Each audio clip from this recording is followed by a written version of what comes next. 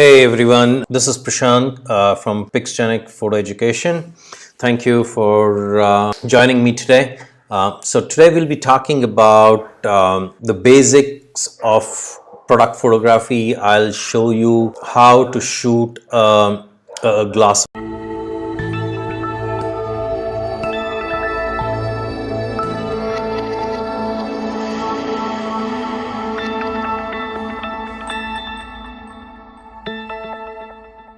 With this will basically give you an insight into the different techniques that are used for product photography and also the lighting techniques, the camera settings, as well as post processing, right? So you will see that once the actual photo shoot is done, I'll walk you through Lightroom and Photoshop in terms of some of the adjustments and cleanup that we do in Photoshop, right? So without any delay, let's get started. I will first switch to this camera, which will show you our setup. So the first and foremost thing to do is to actually get a cleanup done prior to the shoot, right? So now this glass that you see, as well as the plexiglass on which the glass is capped. They have been kept there for now a couple of hours. So what we'll need to do is we'll need to clean it up a bit. Now, before cleaning, the most important thing is to not touch the glass with your bare hands, because that leaves fingerprints all over the glass, and it's a nightmare cleaning your fingerprints in Photoshop. Right. So what I do is I generally use these doctor's gloves, and I'll show them to you right now as we speak. So as you can see, I'm wearing these gloves, and I generally use some sort of anti-static, microfiber cloth. This helps cleaning the dust, any dust that is there on the table, as well as from the glass, right? So that's how we'll be doing. Something minor, you can always clean it up in Photoshop. It's a matter of a few seconds or minutes, depending on how much remains, right? So this is what it is. Now I'm going to be keeping it here so that as you can see, and my camera, I don't think you see the camera here in the screen. So I use a Canon. I use a Canon for actually shooting this video, but I use the Sony. This is basically a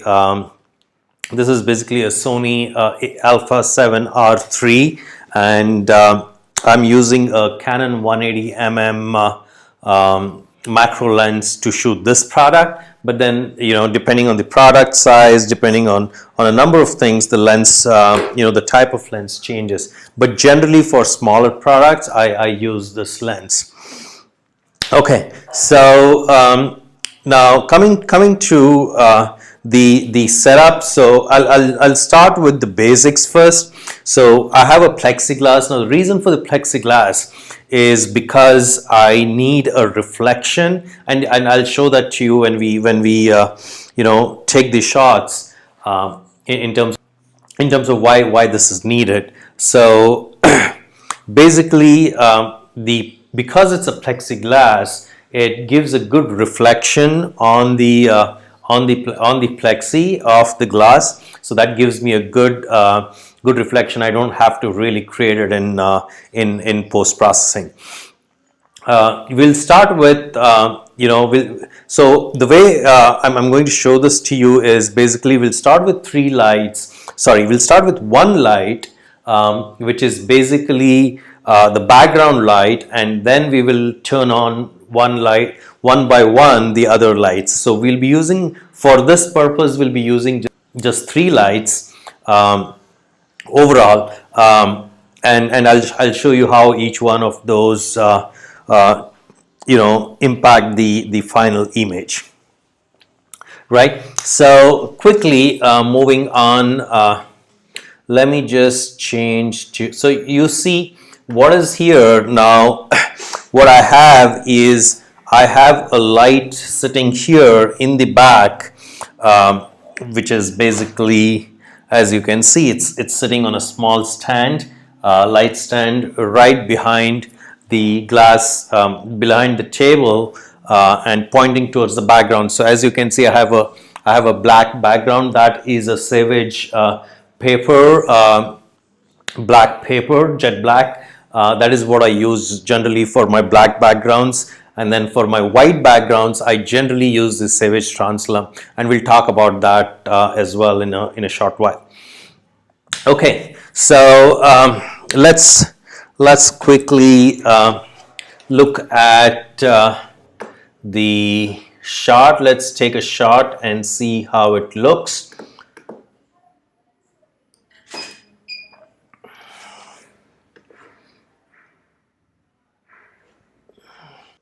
Okay, so this is how it will come up. This is purely with the white, purely with just one light. As you can see, the background is where the background light is hitting. Now it's a little off center, so I'll need to adjust that a little bit, and I will do that right now.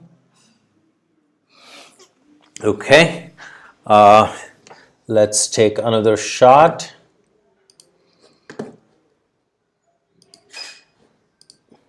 Takes a couple of seconds because my camera is a Sony, and Lightroom directly does not support Sony. I have to do a workaround for live capture, so it takes there's a few seconds delay. Okay, this is good. So this is right in the center of the gradient, which is hitting the background. So this is good for us. Now let's quickly turn on one of these lights and see what it does. Right. So let's quickly turn on. Let's quickly turn on this light. So I'm going to be turning on this light.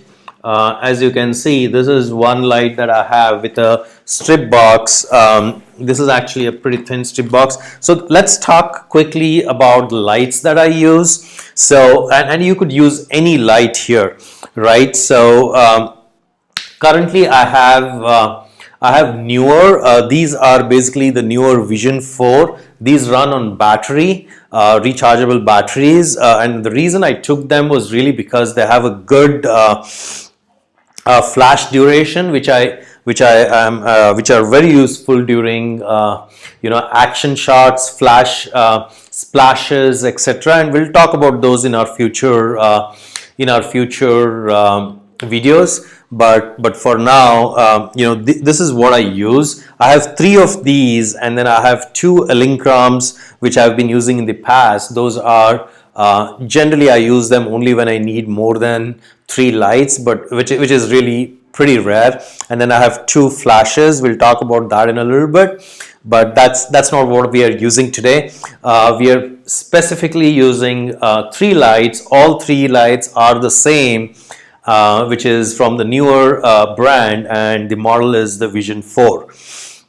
Right, so you saw one light turned on with the background. Now the second light, which is basically the newer, again, the one on the left side, right? So let's quickly take a shot and see how it comes up. Okay, so just wait for it. Again, a few seconds delay here due to the workaround. It's come up now. Okay, do you see that? Wow, that's a big change, right? Is that good or is that bad? Well, frankly, I don't like it so much. It's too harsh. The light is too harsh on the borders, and then there's a lot of refraction. There's a lot of reflections coming in from different areas. So I'm going to be doing a few things so that we cut down on the reflections, right? So let's first of all, let's get rid of the middle lines. Those are basically because my glass is directly in front of a mirror, and the lights are reflecting from the mirror into the glass. So I just moved the mirror away. So let's quickly take another shot and see how it comes, right? So here I am. Okay, going to go off, and as you see, they're gone. Okay, now let's talk about how do we take away the other reflections and diffractions, right? So let's quickly let me show you what I do, and then I would also like to see because this is a glass and this is a round object, you will see a lot of reflections coming in from different areas. So one way to get rid of that is really to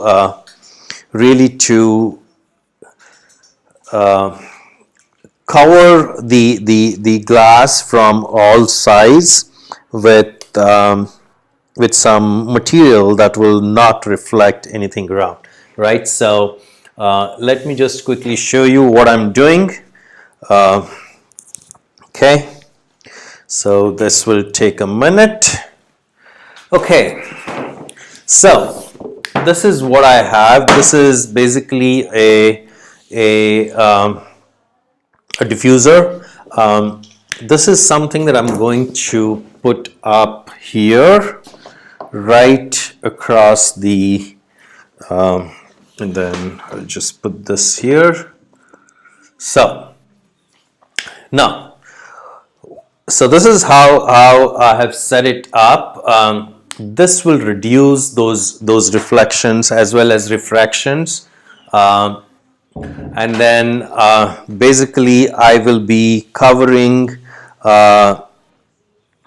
basically will be okay. So now that I have put that up, let's see what is the difference it does, right? So let's quickly capture another shot.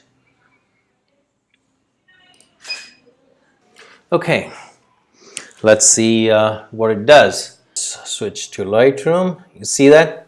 See the difference between this image and this image. So see the difference between this image and this image, right? Huge difference. The light has become pretty smooth. The reflections are reduced quite a bit, and there are hardly any refractions, right? So this is how it looks. Now, on the other hand, now, and this is pretty good, pretty decent. Now, if you want to reduce this highlight on the left, then we could do that as well. All I need to do is really turn down the power of this particular light on the left. So let me do that. Yeah. Okay. Earlier it was at basically 1/2. I've changed it to 1/4 now. So let's take a quick shot again and see how it goes. See, this is so beautiful now, and it looks good, right? Now let's just ensure the focus is right. I just want to ensure that the focus on the camera is correct. Yeah.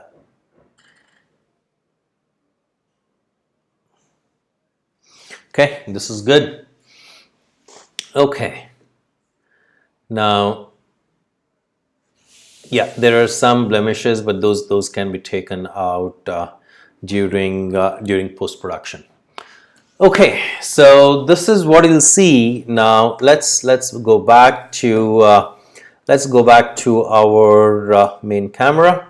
Okay, so as you see, putting in the diffuser really helped a lot. Now, how did I create this diffuser? Very simple. The material that I've used for the diffusion is actually the Savage Translim, right? And then basically I used some pipes to join them together so that I could use it on my however I want to use it. For now, I'm just keeping it on the table because I don't really need to put it on a light stand or something like that at this point, because it sits perfectly fine. Okay, so now let's move on. Is this all? No, not really, because as you can see, what do we need to do next is basically I want to ensure that the left side of the glass and the right side of the glass is almost the same. Right now, there are two ways of doing this. One, if you do not have multiple lights, as I was saying, if you do not have three lights, you can always do this using even a single light source, right? How do you do it? It's pretty simple. Take one shot, move the light to the other side, and then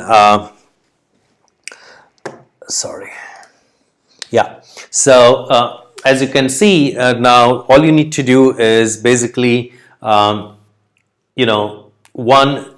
a background image with the background light on, move it to the left, take a shot, and then move it to the right and take a shot, and you will be able to composite those three shots in Photoshop. And we may try that as well. I may try that and put it in the video in terms of how the composite is done. But for now, we'll use the three lights, and all you have to do is just move them around so that it gives you the same image, right? Okay, so let's quickly okay, so this is the second diffuser that I have, and I will be placing it on this side of the glass, and then moving this light here a little bit and then turning it on. Right? Okay, let's see. Let's take a quick shot now and see how it comes up. Right? So it's nice. It's nice. It's not bad. I do like it, but some of these things I don't like so much. So let's see how we can cut down on those, right? So to start with, let's first reduce the power, because I really not liking the amount of. So this is 1/4. I'm changing both of them to 1/8. So let's see how it comes up at 1/8. Okay, I've cut down both of them from 1/4 to 1/8. Right. So let's take a quick shot and see what we have. Okay, so some of these shadows you can those can be removed in post-production. Those are basically where your diffuser ends. That is what that reflection is all about. And then this area is something that I think we need to look at as to what is causing that, right? So let's quickly look in here and then see what happens right here.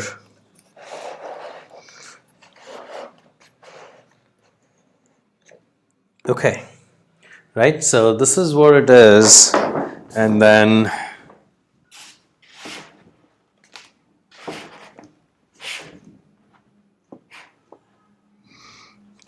this is how it was. So let's see. You see now, it's far more showing up far more than let's show. I think this is far better. This is so much better. Some of these reflections you can always change it in post production. So let's see where we are. Let's go to Lightroom and then let me show you. So we started off with this image. We started off with this and then this, and then we moved on making changes and then came to this, right? Now I will walk through some of the Lightroom and Photoshop settings so that you can get to know what all changes, settings, etc. that I do in Photoshop, right? So I think I like this image. It's pretty decent. We just need to make some Photoshop edits and we should be good to go, right? So let's move on to Photoshop. So not really much. I just ensure that I set the white balance to flash because that's important. And then because this is pretty much a black and white photograph, I can change it to black and white, and then that's what you get. I'd probably change the exposure. I'd set it to about this much. Contrast a little more on the contrast side, right? This should do. Highlights reduce a little bit. Shadows, yeah, I want some shadows. Dehaze a bit, yeah, that's better. That's better. About 14, 15 should be good. Okay, that's pretty much it. And then of course the enable profile corrections for lenses, Canon, and I changed this to 180 mm macro. So now from here I just I go to edit in Adobe Photoshop CC 2019. I'm going to stop this right here at let's say this one, and then I will be creating another video which will show the post-processing of this, how it will look in once I process this completely in Photoshop, and how I do it, all the steps involved, what all different tools that I use within Photoshop. So I'll meet you again in the post-processing of this photograph, of this image, right? So again, thank you for listening in, for watching this video. You are watching Pixgenic Photo Studio. Go ahead and if you like this, go ahead and like our page on Facebook, on YouTube, on Instagram, and then you'll keep seeing all the updates that we start putting in. Thank you.